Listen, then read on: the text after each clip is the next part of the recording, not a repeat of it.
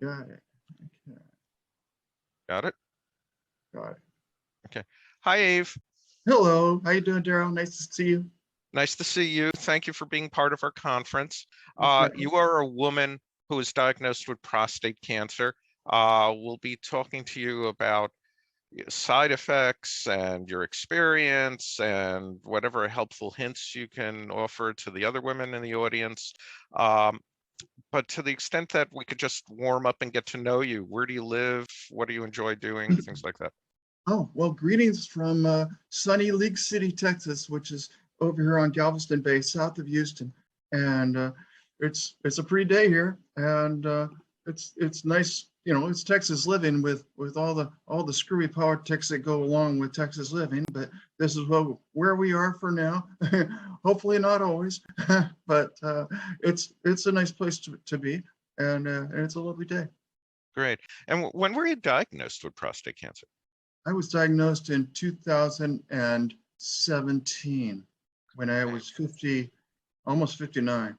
59. That's when my PSA started climbing up, and I'm 64 now, turning 65 this summer.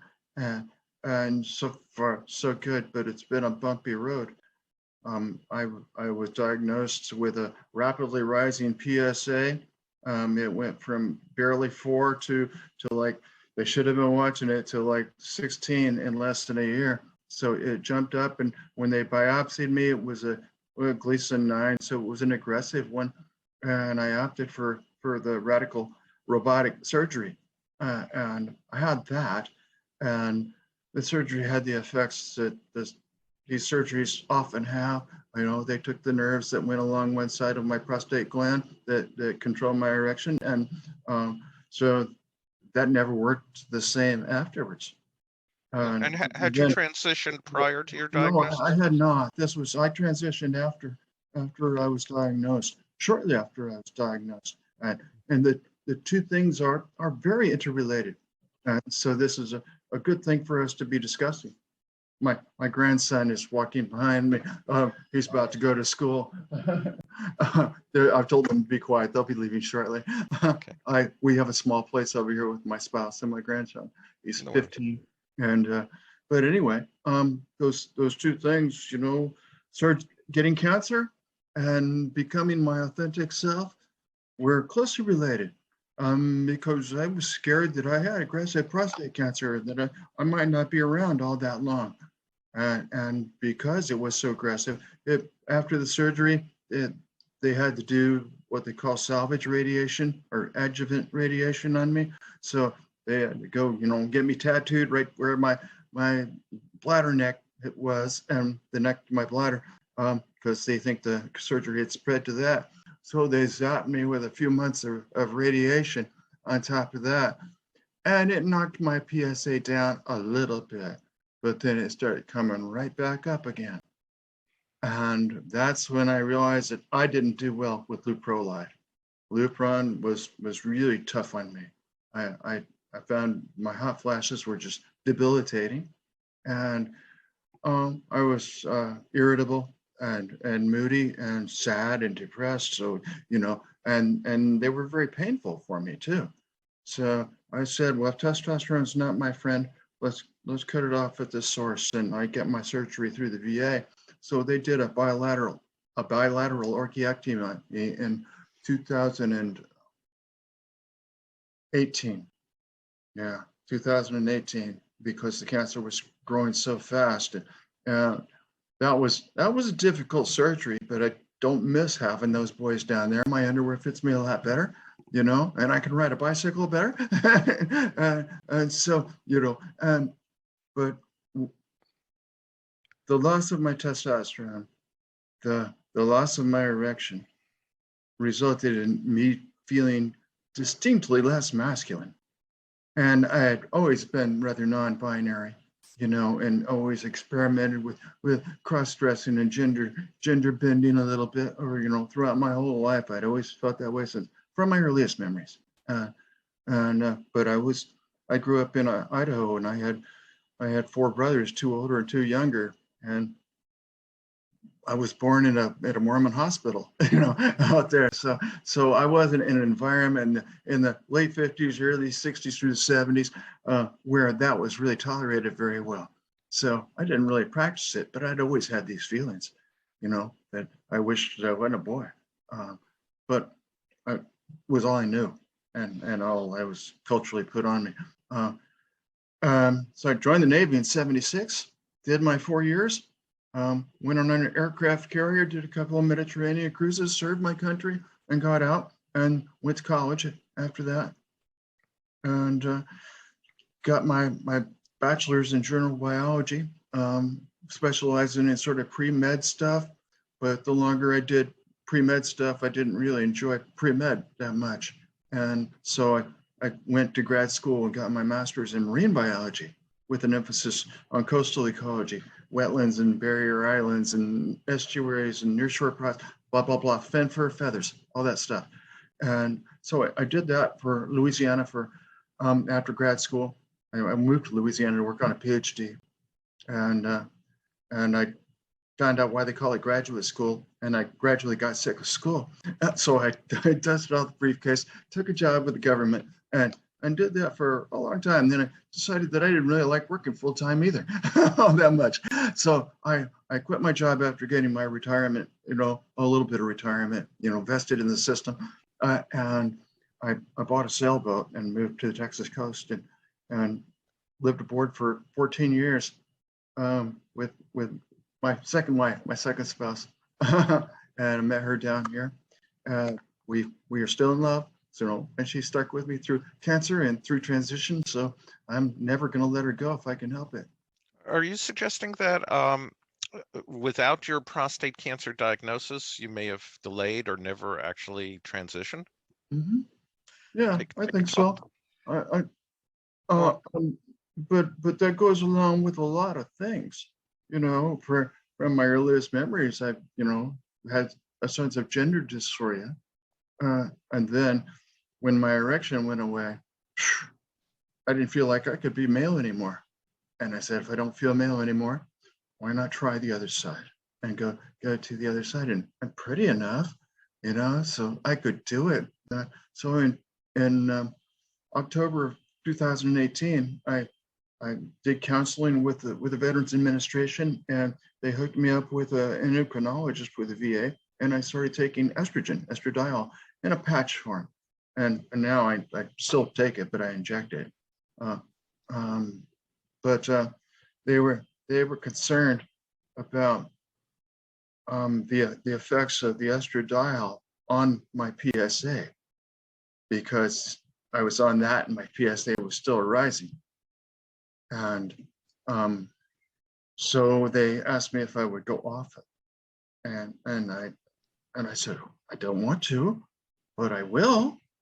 And so I did, and my PSA kept rising. So I went back on them, and there's a process that I wish I would have thought about this, how to tell this story better. I call it androgenopause.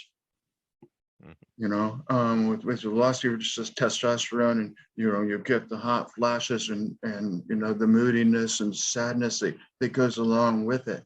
It's just like menopause for females in a lot of ways. And so I started relating to this, but when I got on estrogen, those hot flashes went away. So, the estrogen had its feminizing effects on my body hair kind of thing, which was good for me. I didn't like a lot of body hair anyway. They're purchased, they're man-made, designer boobs. And so the hormones didn't do all that, but that would have been nice if they would have saved me $6,000 anyway. But yeah, I got to look at this as, this is life, and life goes on. And I didn't ask to get cancer, but I'm not going to let it ruin my life either.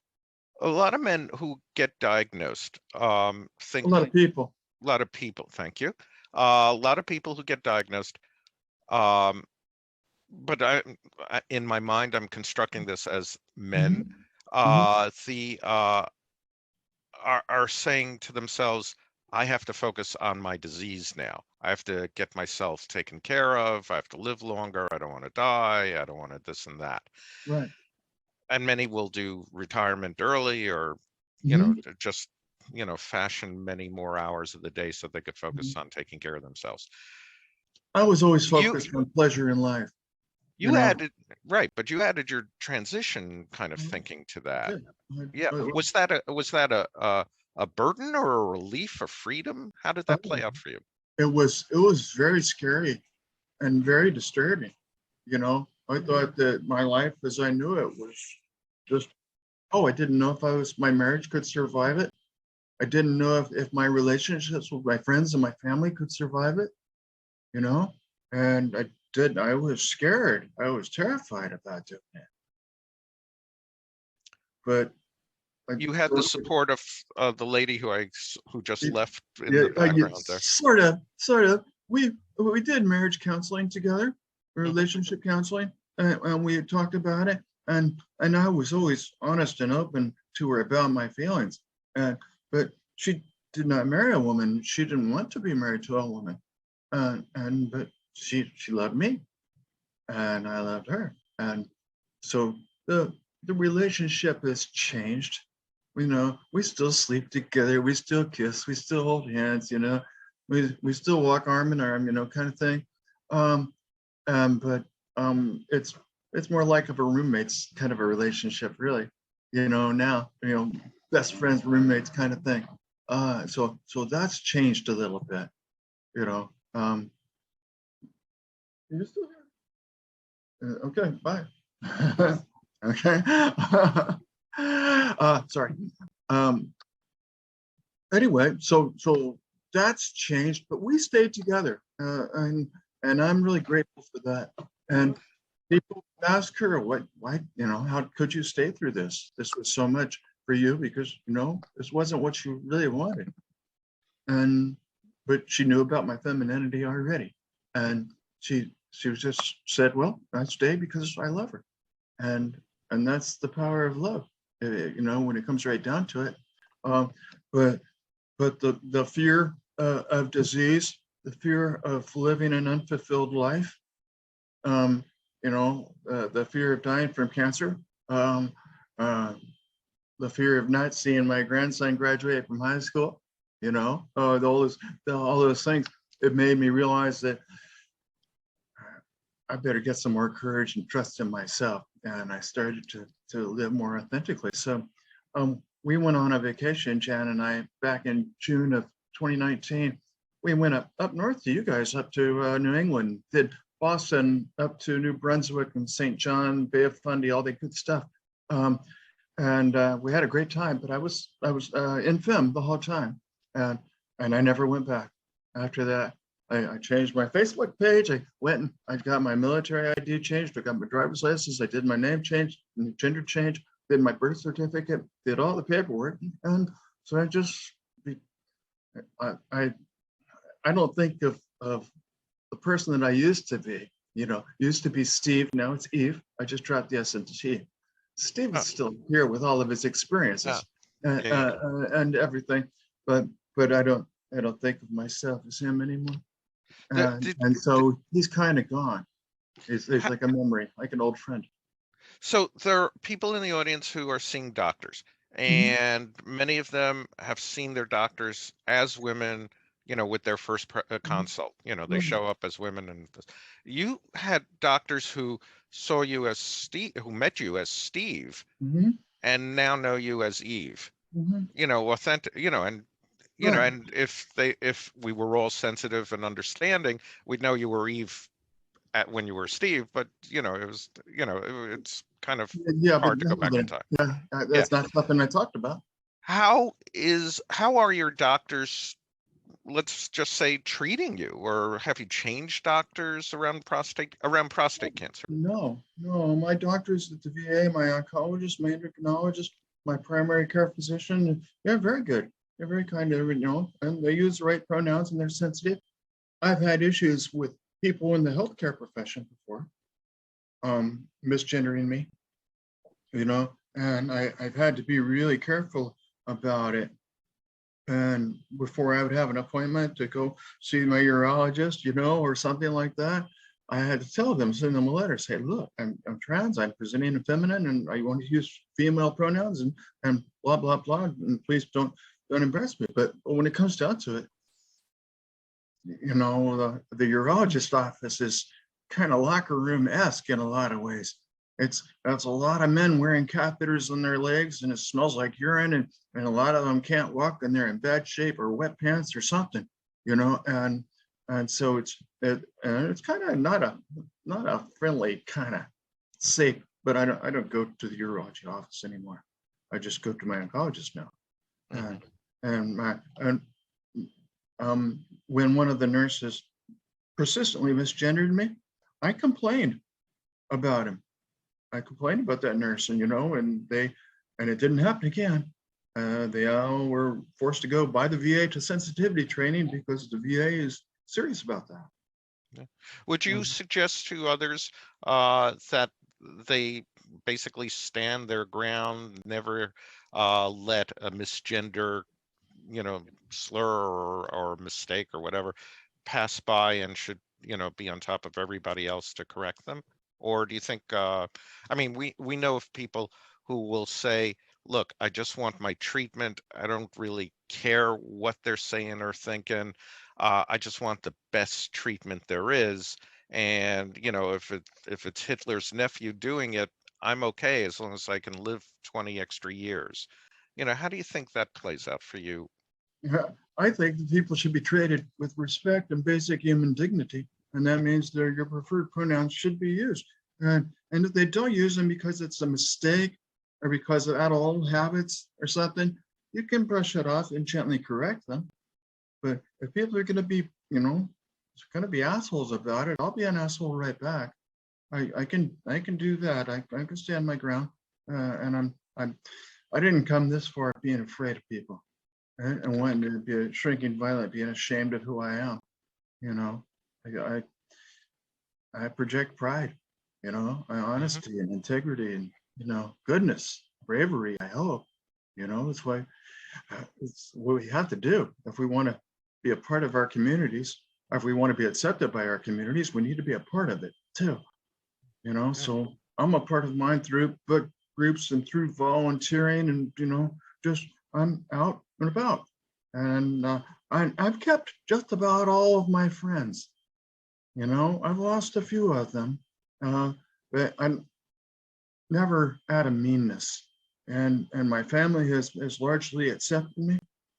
A couple of my cousins were a little weird about it, and some of my cousins I know haven't, but that's okay, because I didn't choose them either. Yeah. That's kind of okay. So No, you're I'm spot just on living in the my sense life. you have to Mhm. remove toxicity from your life. Mhm. And, being born into a family presents many people with, Mhm. I don't know, half a dozen to several dozen strangers that you're Mhm. just getting to know at events over the course of your life. And Mhm. there's no, obligation to like people, and certainly there's no obligation to stick with them if they're hurting you, you know? Right, Yeah. right. No, I'm kind of at peace with the world, and my place in it. I'm not at peace with the politics. I'm Mm, not at peace with the discrimination. I understand discrimination now in a vastly different way than I understood it before. But it's it's a transphobia is a lot like other kinds of bigotry. Give somebody to look down upon so they can feel better about themselves. Let's return to prostate cancer Uh-huh. specifics. The idea, so folks in the audience are wondering what questions you've asked your doctors that they may not have thought of and may not think of in a Mhm. million years. What do you Mhm. think's a useful sort of, menu of helpful hints you could offer the women in the audience who have prostate cancer? I I would ask them to suggest that they might want to go on hormones, that they talk to a gender therapist, and it all depends on where they are along their journey. If they're post transition, or if they're just thinking about it, or they're just fantasizing about it. You've got to take the steps, but I believe that the hormone therapy was really essential for me. I may be as hormonal as can be. I take like 6 different kinds of hormones, 3 of them for my cancer, and then estrogen on top of that, but I would suggest that they just be honest with themselves and their families, and if don't tell lies, tell the hardest truth first to your doctors, to your spouses, to your children, to your parents, brothers and sisters, all that. Just tell the hardest truth first, and be yourself with them, and they'll accept you. Most of them will. What strategies do you have for sitting in the waiting room? I read a book. I keep to myself. I try to as far away from other people. Sometimes, people come in and sit next to me. I've had a few guys want to chat me up a little bit in the waiting room, and I just, I'm a little standoffish. Please don't, sir. I don't mind your own business. And so I know I'm not particularly warm with people in the waiting room anyway. People don't want to talk about their medical conditions. Not in a doctor's waiting room. You don't want to talk about your cancer with your oncologist. All those other people who are probably worse off than you. Strategies about waiting rooms. I dress conservatively. I'm professional, and I would, before I had my name changed and everything on my medical records, I would notify them beforehand with an email or a phone message saying, this is what I expected, and this is what you should expect too. And so that they're not, and they're not all, look at that person, right? So don't, just be yourself, ladies. Yeah, but you just hit on something that I think is just a useful common sense thing, that, cisgendered men with prostate cancer not only never do, but never have to think about, is to let your doctor know what your gender is, what your pronouns are and who you are, and how you can be made to feel more comfortable during their consults and during, their office visit. It also gives the doctor an opportunity to sort of read up, I mean, like it or not, there are very few urologists or oncologists that have seen women with prostate cancer in their office. And, you just have to get up to speed on what the considerations for therapies and treatments are. I do have a perspective on that, though. Go ahead. Something we can do is we got to change the culture of it. And we got to quit talking about men with prostate cancer. Quit using that term, men with prostate cancer. Individuals with prostate cancer, people with prostate cancer, those that have prostate cancer, Yeah. I quit saying that it's just a man's disease, because it isn't. I'm evidence, all these other trans women out there that have this. I'm not the only trans woman with prostate cancer. And we need our medical culture to use their science, their empathy, and their professionalism to change the very culture and quit using these terms, men with prostate cancer. That just has to go. Yeah, and there are intersex people with prostate cancer. Yeah, sure. Non-binary, of course. There's all kinds of people. Yeah, right. Anytime you use the term male or female, you're going to find a deception. Yeah, I mean, the argument I could hear, like I try to imagine an audience sitting behind us, even though for the last 2 years we've been doing these things virtually. And I could hear like 1 or 2 or 3 doctors saying, but prostate cancer is hormonal driven to some degree, and I may have to treat a transgender woman with prostate cancer literally differently than I would a cisgendered man who's remaining as a man, as a male. Yeah. And you're less likely to prescribe Viagra to them after their cancer. Yeah. And that would be, how would you feel if somebody asked? I mean, for example, there's post-treatment instructions for most therapies. You probably got like Mhm. 2 or 3 pages when you had Mhm. surgery initially. I can't imagine any of those post-treatment surgeries being savvy enough to say, if you're a woman, we're not prescribing Viagra, and go on and on Mhm. and on around Right, that. right. Have you today, in the last year or two, have you come across written materials that simply didn't apply to you, prostate cancer was? No, I don't think so. No, Okay. not really. I mean, I know I'm not going to be wanting to try Viagra. You know, that doesn't feel right for me. That's Yeah, yeah, yeah. but, so it's that they want to prescribe this. It works sometimes for that. You know, my broken erection is just my broken erection. It used to be there. It's not anymore. You Hmm. know, so I put that part of my life as the past. That was then. This is now. Um, and so I've had to sort of reinvent myself and recognize that there is a new normal. And I think that's kind of what you're getting at is Hmm. after surgery, after radiation, after leuprolide, after hormones. Oh God, you know, it's you have to realize that there's a new normal in your life, and you have to figure out what that new normal is for you. And for me, my new normal was to gender transition. It seemed like that's the best way for me to be happy with myself as I am now in my new normal. Right. And so it's um, I embrace my femininity. I know other men feel like they just lost their masculinity. They didn't really gain anything. And maybe my advice would be to embrace your femininity, embrace these other feelings that you're having. You know, enjoy a chick flick once in a while. Stop and smell the roses. And Yeah. uh, you know, do something really nice for yourself. Go get a spa treatment or something.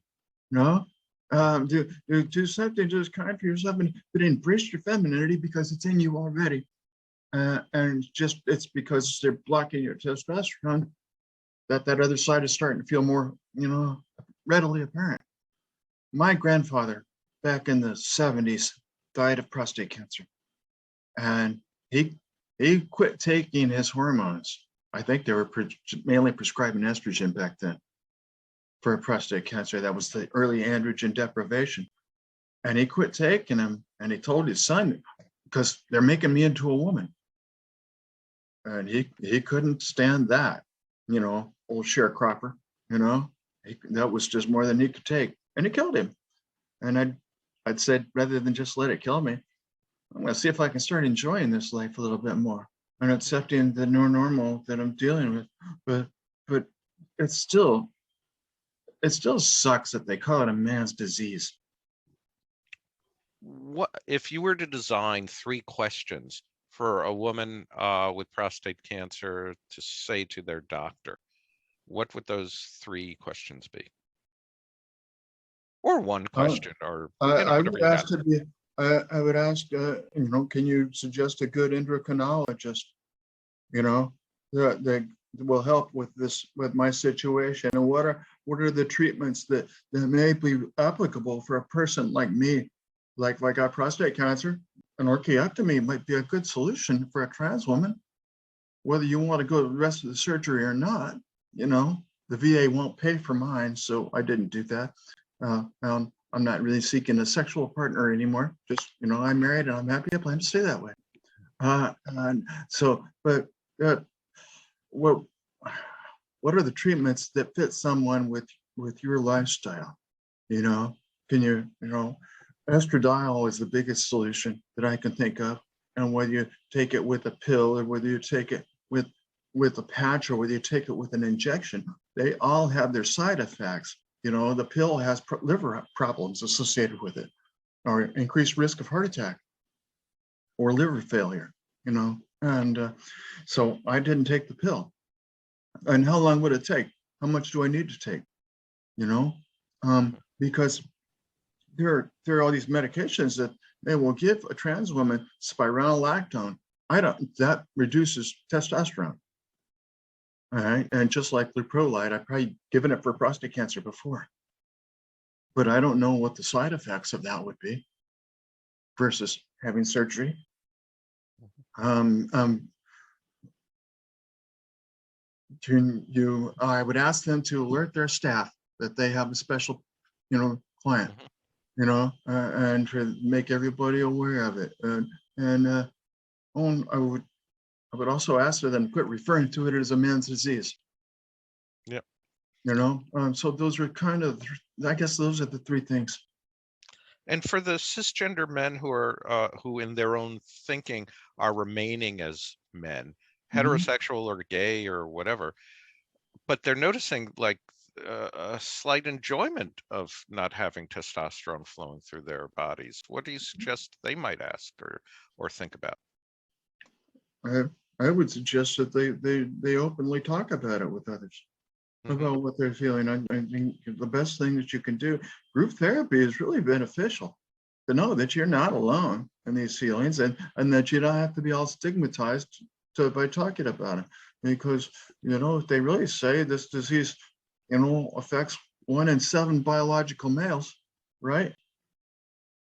Or 7 in 10, I can't remember. It's a big number. It actually varies depending upon which organization you ask. It goes from 1 to 6 to 1 out of 9.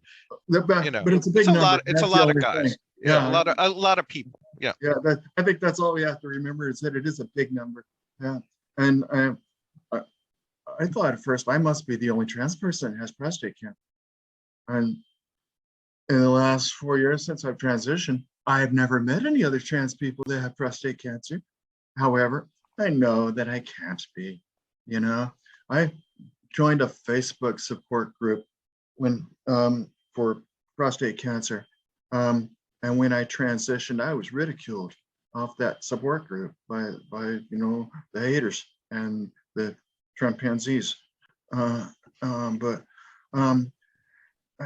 I can't be afraid of them. I joined another support group, and people that are more welcoming, but I'm not.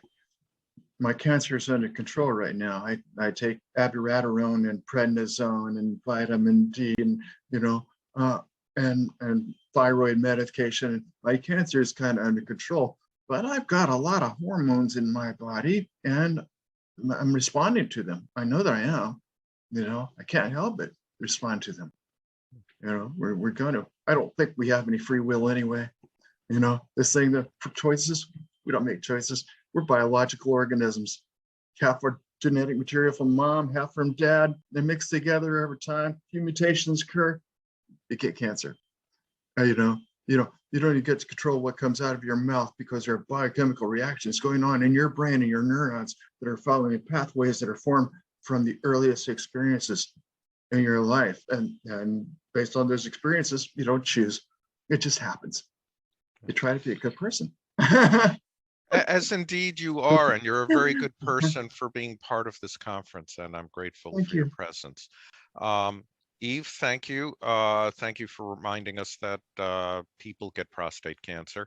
I mean, I've been in the business for 20 years, 22 years, and I have to continually remind myself to say that. Good news is a number of pharmaceutical companies are starting to use people with prostate cancer in their written materials. And no matter what we think of pharmaceutical companies, their written materials drive the conversation. Better living through chemistry. Yeah. I'd be alive. I wouldn't be alive right now were it not for the pharmaceutical companies. Look, it's true. I mean, the pricing and all the bad things that are true or not, they make the molecules that save our lives. And the chemistry sets we had as children won't allow us to do that. It's just not enough. So gratitude to the scientists and such that help us keep living long enough to have conversations like you and I just had. Eve, thank you for being part of our faculty at Malecare. And hope to see you again soon. Thank you, Daryl. It was a pleasure. Have a good day. Okay.